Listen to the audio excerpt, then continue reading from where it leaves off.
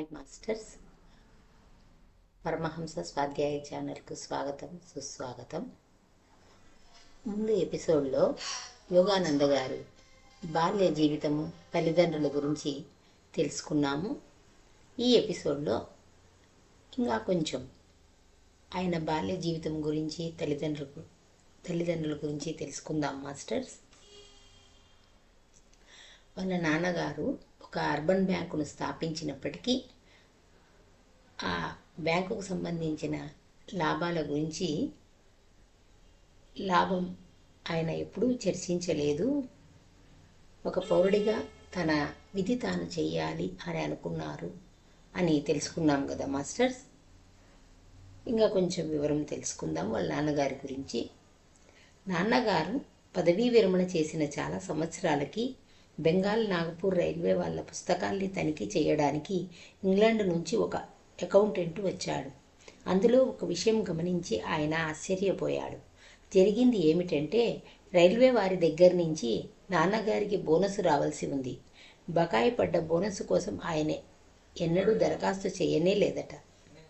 ముగ్గురి పని ఆయన ఒక్కడు చేశాడు అని కంపెనీకి చెప్పాడు అకౌంటెంట్. వెనకటి నుంచి పరిహారంగా ఆయనకి చెల్లించవలసినవి 1,25,000 రూపాయలు. ఆ మొత్తానికి కంపెనీ కోశాధికారి నాన్నగారికో చెక్కు పంపాడు. ఆయన దృష్టిలో అది ఎంత చిన్న విషయం అంటే ఇంట్లో వాళ్ళకి చెప్పడం కూడా మర్చిపోయారు. తర్వాత చాలా కాలానికి మా ఆఖరి తమ్ముడు విష్ణు నాన్నగారి ఖాతాలో ఆ పెద్ద మొత్తం జమ అయిన సంగతి బ్యాంకు వాళ్ళు పంపిన స్టేట్మెంట్లో చూసి దాన్ని గురించి నాన్నగారిని అడిగాడు. భౌతికమైన లాభాల్ని చూసి పొంగిపోవడం ఎందుకు అని జవాబిచ్చారు ఆయన. అన్నిటి విషయంలోనూ సమదృష్టి సాధించాలని తలిచేవాడు లాభం వచ్చినప్పుడు పొంగిపోడు, నష్టం వచ్చినప్పుడు కుంగిపోడు. ఈ లోకంలోకి వచ్చేటప్పుడు మనిషి డబ్బు లేకుండానే వస్తాడని, పోయేటప్పుడు ఒక్క రూపాయి కూడా పట్టుకుపోడని అతనికి తెలిసి ఉంటుంది. దాంపత్య జీవితంలోని తొలినాళ్లలో మా అమ్మ నాన్నగారు కాశీలో ఉండే లాహిరి మహాశయులనే మహాగురువులకు శిష్యులయ్యారు. సహజంగా నాన్నగారికి ఉండే తాపస ప్రవృత్తి ఈ సాంగత్యం వల్ల మరింత బలపడింది.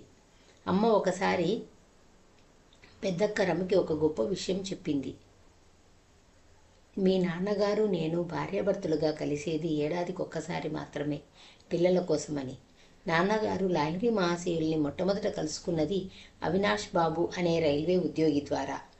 బెంగాల్ నాగపూర్ రైల్వేలోని ఒక బ్రాంచ్ లైనులో అవినాష్ బాబు పనిచేస్తూ ఉండేవారు. గోరఖ్పూర్లో ఉండే రోజుల్లో ఈ అవినాష్ బాబు అనేక మంది భారతీయ మునుల కథల్ని మనసుకు హత్తుకునేటట్టుగా నా చిట్టి చెవుల్లో నూరిపోస్తుండేవారు. కథ చెబుతూ చిట్ట చివరికి తమ గురువుగారి మహత్తుకు తప్పకుండా జోహార్లు అర్పిస్తుండేవారు.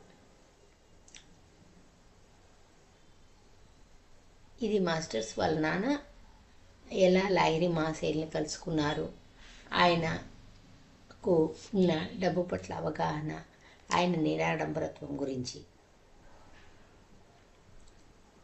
మీ నాన్నగారు ఎటువంటి విచిత్ర పరిస్థితిలో లాహిరి మహాశయులకు శిష్యులయ్యారో ఎప్పుడైనా విన్నావా? అది వేసవికాలం. మందంగా ఉండే మధ్యాహ్నం పూట అవినాష్ బాబు, నేను మా ఇంటి ఆవరణలో కూర్చొని ఉన్నాం. అప్పుడు ఈ చిక్కు ప్రశ్న వేశారాయన. ఏం చెబుతారో వినాలన్న ఆశతో చిరునవ్వు నవ్వుతూ తెలియదన్నట్టుగా తల తిప్పాను. నువ్వింకా కొన్నేళ్లకి పుడతావనగా నేను కాశీ వెళ్ళి మా గురువుగారి దర్శనం చేసుకురావడానికి ఓ వారం రోజులు సెలవిమ్మని నా పై ఆఫీసరు గారిని, అంటే మీ నాన్నగారిని అడిగాను. దానికి నన్ను వేలాకోలం చేశారాయన. మతంలో పడి పిచ్చివాడివి అవుతున్నావా ఏమిటి అని అడిగారు. నువ్వు కనుక పైకి రాదలుచుకుంటే ఆఫీసు పని మీదే దృష్టి పెట్టుకో అంటూ హితవు చెప్పారు. ఆ రోజు నేను విచారంగా ఇంటి మొహం పట్టి చెట్ల గుబుర్లున్న దారిలో నడిచిపోతుంటే పల్లకీలో వస్తూ మీ నాన్నగారు కనిపించారు.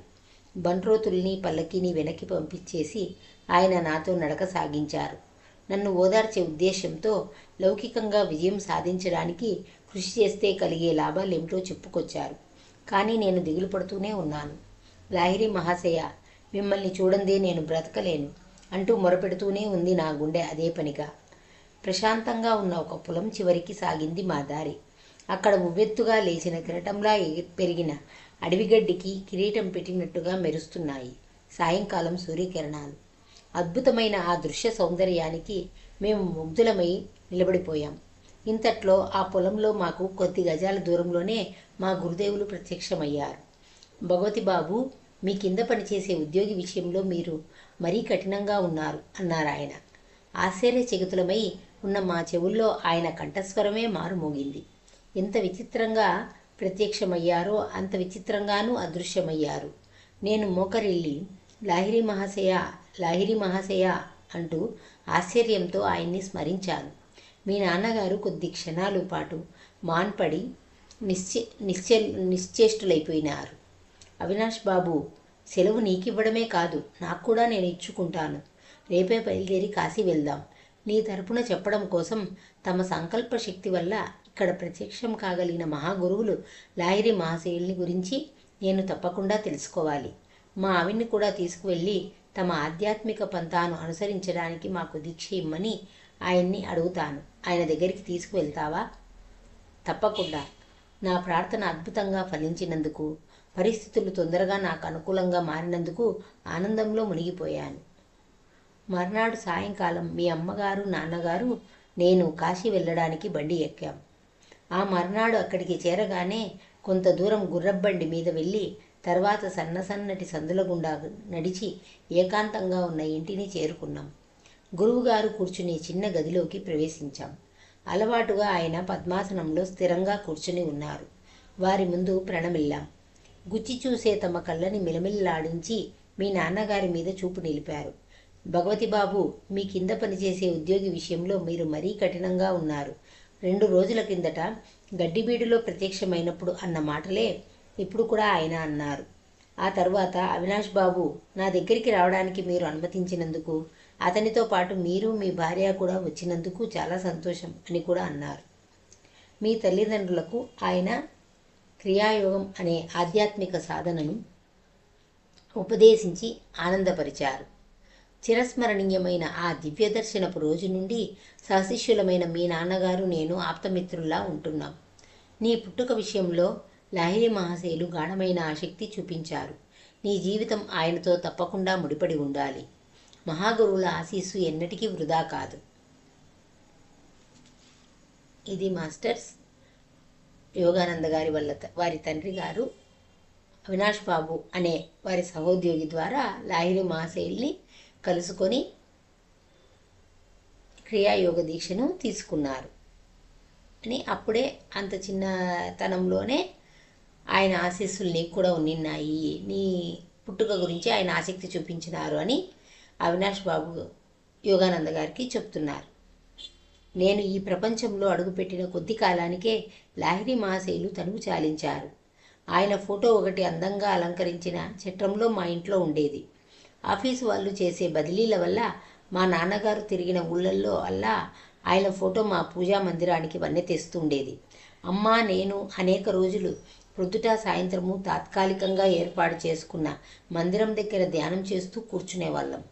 సుగంధం గల చందనంలో ముంచిన పూలతో పూజ చేస్తుండేవాళ్ళం. సాంబ్రాణి, గుగ్గిలం, ధూపాలు వేసేవాళ్ళం. లాహిరి మహాశయుల్లో సంపూర్ణంగా వ్యక్తమైన దైవత్వాన్ని సమైక్య భక్తి ప్రపత్తులతో మేము ఆరాధించేవాళ్ళం. ఆయన ఫోటో నా జీవితం మీద చూపిన ప్రభావం మహత్తరమైనది. నేను పెరుగుతున్న కొద్దీ ఆ మహాశయుల్ని గూర్చిన భావన కూడా నాతో పాటు పెరుగుతూ వచ్చింది. ధ్యానంలో కూర్చుని ఉండగా ఆ ఫోటోగ్రాఫ్లో ఉన్న ఆయన ఆకారం ఆ చిన్న చట్రంలోంచి బయటికి వచ్చి సజీవ రూపం దాల్చి నా ఎదుట కూర్చున్నట్టుగా కనిపించేది. తరచూ తేజోమయమైన దేహంతో ప్రకాశిస్తున్న ఆయన పాదాలని తాకడానికి నేను ప్రయత్నించినప్పుడు మళ్ళీ అది బొమ్మలా మారిపోయేది. శైశవం గడిచి బాల్యంలోకి ప్రవేశించేటప్పటికీ లాహిరి మహాశయుల రూపం నా మనసులో చట్రంలో బిగించిన చిన్న బొమ్మ రూపంలోంచి స్ఫూర్తిమంతమైన సజీవ రూపంలోకి మారిపోయింది. ఏదైనా జటిలమైన సమస్య ఎదురైనప్పుడు కానీ, సంక్షోభం ఏర్పడినప్పుడు కానీ తరచుగా ఆయన్ని ప్రార్థిస్తూ ఉండేవాణ్ణి. నాలో ఉపశమనం కలిగించే ఆయన మార్గదర్శకత్వాన్ని గమనించేవాణ్ణి. ఆయన భౌతిక రూపంలో జీవించడం లేదే అని మొదట్లో బాధపడుతూ ఉండేవాణ్ణి. కానీ గోప్యమైన ఆయన సర్వవ్యాపకత్వాన్ని గ్రహించడం మొదలుపెట్టిన తరువాత ఇక బాధపడడం మానేశాను.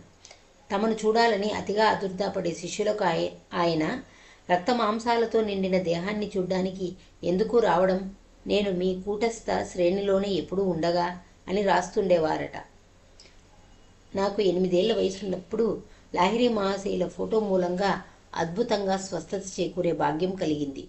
ఈ అనుభవం నా ప్రేమను మరీ గాఢం చేసింది. బెంగాలులో మా వంశం వారికి ఉన్న ఇచ్చాపూర్ ఎస్టేట్లో ఉండగా నాకు ఏషియాటిక్ కలరా అనే వ్యాధి వచ్చింది. నా మీద ఆశ వదులుకున్నారు. డాక్టర్లు ఏమీ చేయలేకపోయారు. నా మంచం దగ్గర కూర్చున్న అమ్మ నాకు తలాపి దిక్కున గోడ మీద పైన ఉన్న లాహిరి మహాశయుల ఫోటో వైపు చూడమని బెంబేలు పడుతూ సైగ చేసింది. మనసులో ఆయనకి దండం పెట్టు. ఆవిడకి తెలుసు దండం పెట్టాలంటే చేతులు ఎత్తడానికి కూడా నేను ఓపిక లేనివాన్నని. నువ్వు కనుక నిజంగా నీ భక్తిని చూపించినట్లయితే, మనసులోనే ఆయనకు మొక్కినట్లయితే నిన్న ఆయన చల్లగా చూస్తారు అంది. ఆయన ఫోటో వైపు తదేకంగా చూశాను. అక్కడ మిరుమిట్లు గొలిపే వెలుగు ఒకటి కనిపించింది. అది నా శరీరాన్ని గదిని చుట్టేసింది. వాంతి అయ్యేటట్లనిపించే లక్షణంతో సహా లొంగుబాటులోకి రాని ఇతర రోగ లక్షణాలన్నీ మటుమాయమైపోయాయి. నాకు స్వస్థత చేకూరింది. అమ్మకి గురువుగారి పట్ల ఉన్న అపరిమితమైన విశ్వాసానికి నాలో సంతోషం ఉప్పొంగింది. వెంటనే ఆవిడ పాదాల మీదికి వాలి స్పృశించడానికి కావలసినంత బలం వచ్చేసింది. అమ్మ తన తలను ఆ చిన్న పటానికి పదే పదే ఒత్తుకుంది. సర్వవ్యాపకులైన గురుదేవా, మీ తేజస్సు నా బిడ్డను నయం చేసినందుకు మీకు నా ధన్యవాదాలు. మామూలుగా ప్రాణాంతకం కావలసిన ఆ జబ్బు చెటుక్కున నయమై నేను కోలుకోవడానికి కారణమైన తేజప్రభను ఆవిడ కూడా చూసినట్టు గ్రహించాను. నాకున్న అమూల్య వస్తు సామాగ్రిలో అన్నిటికంటే విలువైనది ఆ పటమే.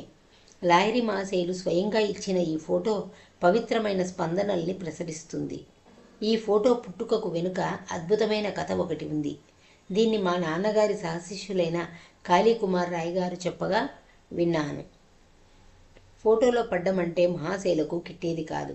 ఒకసారి ఆయన వద్దంటున్నా వినకుండా ఆయన్ని కాళీకుమార్ రాయ్ గారితో పాటు శిష్య బృందాన్ని కలిపి ఫోటో తీయడం జరిగింది. అయితే ఆ ఫోటో తాలూకు ప్లేటు చూసిన తరువాత ఫోటోగ్రాఫరు ఆశ్చర్యపోయాడు.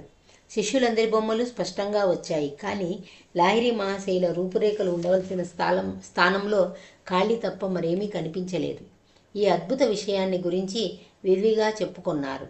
గంగాధర బాబనే శిష్యుడు ఒకడు మంచి నైపుణ్యం గల ఫోటోగ్రాఫరు. ఫోటో తీయబోతే మాయమైపోయే మహాశయుల రూపం తన కెమెరాను తప్పించుకోజాలదని దంబాలు పలికాడు. మర్నాడు పొద్దున అతను తన కెమెరా తీసుకువచ్చాడు. గురుదేవులు పద్మాసనం వేసుకొని ఒక కొయ్యబల్ల మీద కూర్చొని ఉన్నారు.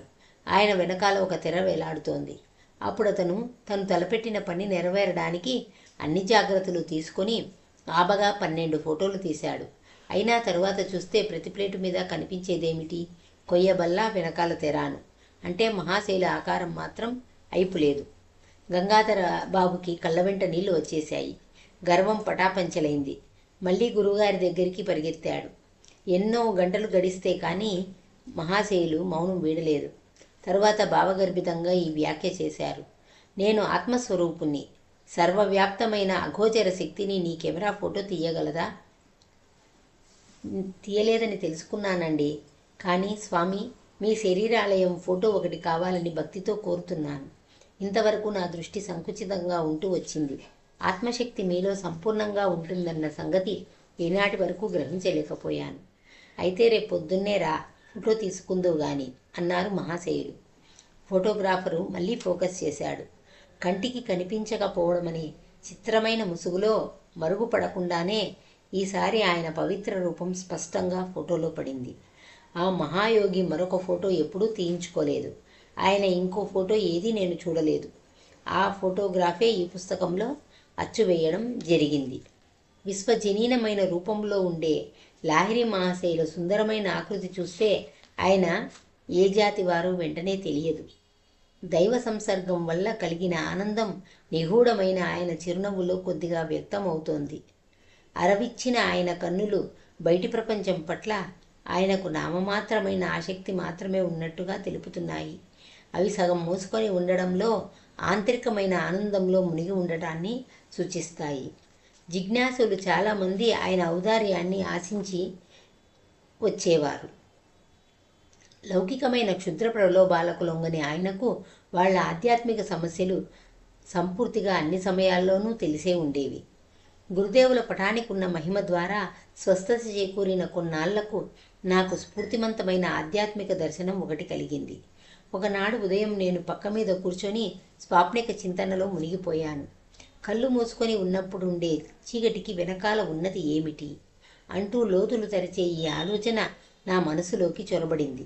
తక్షణమే నా అంతర్దృష్టిలో బ్రహ్మాండమైన మెరుపులాంటి వెలుగు ఒకటి కనిపించింది. కొండ గుహల్లో ధ్యానముద్రలో కూర్చొని ఉన్న ముళ్ళ దివ్యదేహాలు నా నుదుటికి లోతట్టునున్న పెద్ద వెలుతురు తెర మీద చిన్న సైజు సినిమా బొమ్మల్లా రూపుగట్టాయి. ఎవరు మీరు అంటూ బిగ్గరగా అడిగాను. హిమాలయ యోగులం అన్నారు ఆ దివ్య పురుషులు. వారి దివ్యమైన సమాధానాన్ని వర్ణించడం కష్టం. నా గుండె జల్లుమన్నది. హిమాలయాలకి వెళ్ళాలని, నేను మీలాగే కావాలని ఎంతో ఉవ్విళ్ళూరుతున్నాను. ఆ దృశ్యం అదృశ్యమైంది. కానీ తలతలలాడే ఆ కిరణాలు వలయాలుగా అనంతంగా పెరిగిపోతున్నాయి. అద్భుతమైన ఈ వెలుతురు ఏమిటి? నేను ఈశ్వరుణ్ణి, నేను వెలుతురును. మేఘాల మర్మరధ్వనిలా ఉందా స్వరం. నీలో కలిసిపోవాలనుంది నాకు అన్నారు యోగానంద గారు. మెల్లగా కరిగిపోతున్న పరమానంద పారవశ్యంలో భగవంతుణ్ణి అన్వేషించాలనే ప్రేరణ శాశ్వత వారసత్వంగా లభించింది నాకు. ఆయన శాశ్వత నిత్యనూతన ఆనందరూపుడు. ఈ పారవశ్యం కలిగిన నాటి తరువాత కూడా చాలా కాలం వరకు దీని తాలూకు స్మృతి నాలో నిలిచిపోయింది. యోగానంద గారు చిన్నప్పటి నుంచే లాహిరి మాసేలు పటం ఎదురుగా కూర్చొని సాధన చేసేవారు. అలా చేస్తూ ఉన్నప్పుడు తన 3వ కన్నుతో, ఆ దివ్య చక్షువుతో తన స్మృతులు అంటే గత జన్మపు స్మృతులు తెలుసుకున్నారు. చిన్నప్పటి జ్ఞాపకం మరోటి కూడా చెప్పవలసి ఉంది. అక్షరాల అది చెప్పుకోవలసిందే. ఎందుచేతనంటే దాని తాలూకు మధ్య ఈనాటికి నా ఒంటి మీద ఉంది. ఒకరోజు పొద్దున నేను, మా అక్క ఉమా మా గోరఖ్పూర్ ఇంటి ఆవరణలో ఒక వేప చెట్టు కింద కూర్చొని ఉన్నాం. మాకు దగ్గరలో కొన్ని చిలకలు వేపపళ్ళు తింటున్నాయి. నేను వాటినే తేరిపారా చూస్తున్నాను. మధ్య మధ్య వాటి మీద నుంచి చూపు మళ్లించగలిగినప్పుడల్లా నేను బెంగాలీ వాచక పుస్తకం చదవడానికి అక్క నాకు సాయం చేస్తోంది. కాలి మీద కురుపు వేసిందని చెప్పి ఉమా ఆయింట్మెంటు సీసా ఒకటి తెచ్చింది. అందులో మందు కొంచెం తీసి నా ముంజేతి మీద పూసుకున్నాను. బాగున్న చేతికి మందు పోయడం ఎందుకు? రేపు నాకు కురుపు వేస్తుందని అనిపిస్తోందక్క. కురుపు వెయ్యబోయే చోట నీ మందు పూసి చూస్తున్నాను. ఒరే అబద్ధాల కోరు అని అనింది వాళ్ళక్క. అక్క, నన్ను అబద్ధాల కోరనకు. రేపొద్దున ఏం జరుగుతుందో చూసి అను. నాకు ఉడుకుపోతనం వచ్చింది. ఉమకి నా మాట మీద నమ్మకం కలగలేదు. అదే మాట 3 మాటలు ఎత్తి పొడిచింది. నేను మెల్లిగా జవాబు చెబుతుంటే నా గొంతులో దృఢమైన ప్రతిజ్ఞ ఒకటి ధ్వనించింది. నాకున్న సంకల్ప శక్తి వల్ల రేపొద్దునకి నా చేతి మీద సరిగ్గా ఇదిగో ఇక్కడ బాగా పెద్ద కురుపు ఒకటి వెయ్యాలి. నీ కురుపు ఇప్పుడున్న దానికి రెట్టింపు అవ్వాలి. తెల్లవారేసరికి నేను చెప్పిన చోట నా చేతి మీద పెద్ద కురుపు ఒకటి కనిపించింది. ఉమా కురుపు రెట్టింపయ్యింది. దాంతో అక్క కెవ్వున అరిచి అమ్మ దగ్గరికి పరిగెత్తింది. ముకుందుడు మంత్రగాడయ్యాడమ్మా. మాటలకున్న శక్తిని అపకారం చేయటానికి ఎన్నడూ ఉపయోగించవద్దని అమ్మ నన్ను గంభీరంగా హెచ్చరించింది. ఆవిడ సలహాని ఎప్పటికీ గుర్తుపెట్టుకుని అనుసరించాను. ఆపరేషన్ చేసి నా కురుపు నయం చేశారు. డాక్టర్ కోత పెట్టిన చోట అయిన ఆ మచ్చ ఈనాటికి ఉంది. మనిషి పలికే ఒట్టి మాటకు కూడా ఎంత శక్తి ఉంటుందో అనుక్షణం గుర్తు చేసే మచ్చ నా కుడి చేతి మీద ఉంది. ఈ మాట గురించి ఆయన ఇంకా వివరంగా చెప్పినారు మనకు మాస్టర్స్. ధ్వనికున్న అనంతమైన శక్తులు ఓం అనే సృజనాత్మక శబ్దంలోంచే ఉద్భవిస్తాయి. అణుశక్తుల కన్నిటికీ వెనుకనున్న విశ్వస్పందన శక్తి ఈ ఓంకారమే. స్పష్టమైన అవగాహనతోనూ గాఢమైన ఏకాగ్రతతోనూ పలికే ఏ మాటకైనా ఫలించే శక్తి ఉంటుంది. ఉత్తేజకరమైన మాటల్ని గట్టిగా కానీ మౌనంగా కానీ పునశ్చరణ చేసినట్లయితే అవి ఫలిస్తాయని మనోవైజ్ఞానిక చికిత్సకు సంబంధించిన కుయేయిజం వగైరా వైద్య విధానాల్లో గమనించారు. దీని రహస్యము మనసుకున్న స్పందనల రేటును పెంచడంలో ఉంది.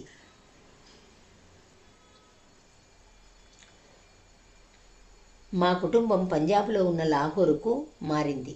అక్కడ కాళికాదేవి రూపంలో ఉన్న అమ్మవారి పటం ఒకటి సంపాదించాను. ఆ పటం మా ఇంట్లో బాల్కనీలో నిరాడంబరంగా ఉన్న చిన్న మందిరాన్ని పావనం చేసింది. ఆ పవిత్ర స్థలంలో నేను చేసే ప్రార్థన ఏదైనా సరే ఫలిస్తుందన్న దృఢమైన విశ్వాసం ఒకటి నాలో కలిగింది. ఒకరోజున నేను ఉమతో పాటు అక్కడ నుంచొని ఇద్దరు అబ్బాయిలు ఎగరేస్తున్న గాలిపడగల్ని గమనిస్తూ ఉన్నాను. వాళ్ళిద్దరూ చెరొక ఇంటి కప్పు మీద ఉన్నారు. ఆ ఇద్దరి ఇళ్ళకి మా ఇంటికి మధ్యలో చాలా ఇరుకు సందు ఉంది. అంత నిశ్శబ్దంగా ఉన్నావేం అంటూ ఉమా సరదాగా నన్ను తోసింది. ఏం లేదు, నేను ఏం కోరితే అది అమ్మవారు ఇవ్వడం ఎంత అద్భుతంగా ఉందో అని ఆలోచిస్తున్నాను. అమ్మవారు నీకు ఈ 2 గాలిపడగలు ఇస్తుందనుకుంటాను అంటూ వేలాకోలంగా నవ్వింది అక్క. ఎందుకు ఇవ్వదు? వాటిని సంపాదించడానికి మౌన ప్రార్థనలు ప్రారంభించాను. భారతదేశంలో గాలిపడగలు ఎగరేయడంలో పోటీలు జరుగుతుంటాయి. వాటి దారాలకి బంక గాజు పొడి పూస్తారు. ప్రతి ఆటగాడు తన పోటీదారు పట్టుకున్న దారాన్ని కోసేయడానికి ప్రయత్నిస్తాడు. తెగిన గాలిపడగ ఇళ్ల కప్పుల మీద తేలిపోతూ ఉంటుంది. దాన్ని పట్టుకోవడంలో భలే సరదా ఉంది. నేను ఉమా ఉన్నది పైకప్పున్న గుడి మాదిరి బాల్కనీ కావడం వల్ల తెగిన గాలిపడగ మా చేతుల్లోకి రావడం అసంభవంగానే అనిపించింది. దాని దారం ఇంటికప్పు మీద వేలాడుతూ ఉంటుంది. మా సందుకు అవతల ఉన్న ఆటగాళ్ళు వాళ్ల పోటీ మొదలు పెట్టారు. ఒక దారం తెగింది. దానికున్న గాలిపడగ తేలుతూ నా దిశలో వచ్చింది. ఇంతలో హఠాత్తుగా గాలి తగ్గిపోవడం వల్ల ఆ గాలిపడగ ఒక్క క్షణం అలా నిలిచిపోయింది. ఆ సమయంలో దాని దారం ఎదురింటి కప్పు మీద ఉన్న నాగజముడు ముక్కకు తగులుకుంది. దాంతో నేను పట్టుకోవడానికి వీలుగా పొడుగ్గా చెక్కటి వంపు తిరిగింది. నాకు చేజిక్కిన బహుమతిని ఉమకి ఇచ్చాను. ఇదేదో అదృష్టవశాత్తు అసాధారణంగా జరిగిందే కానీ నీ ప్రార్థనకు ఫలితం మాత్రం కాదు. ఆ 2వ గాలిపడగ కూడా నీ దగ్గరికి వస్తే అప్పుడు నమ్ముతాను నీ మాట అని అక్క అంటుంటే ఆమె మాటల్లో కంటే నల్లటి కళ్ళల్లోనే ఎక్కువ ఆశ్చర్యం కనపడింది. నా ప్రార్థన గాఢంగా కొనసాగించాను. బలవంతంగా గుంజడంతో 2వ ఆటగాడి గాలిపడగ కూడా చిటుక్కున తెగిపోయింది. గాలిలో నాట్యం చేస్తూ నా వైపు రావడం ప్రారంభించింది. మొదట నాకు సాయం చేసిన నాగజముడు ముక్కే ఈ గాలిపడగ దారాన్ని కూడా నేను పట్టుకోవడానికి వీలుగా వంపు తిరిగేటట్టు చేసింది. నా 2వ బహుమతిని కూడా ఉమకి ఇచ్చేశాను. నిజమే రోయ్, జగన్మాత నీ మాట వింటుంది. ఇదంతా నాకు మాయలా కనిపిస్తోంది అంటూ బెదిరిపోయిన లేడిలా రహీన పరిగెత్తేసింది అక్క.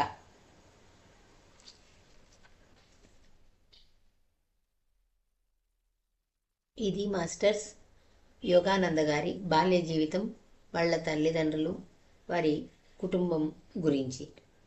Thank you masters, thank you.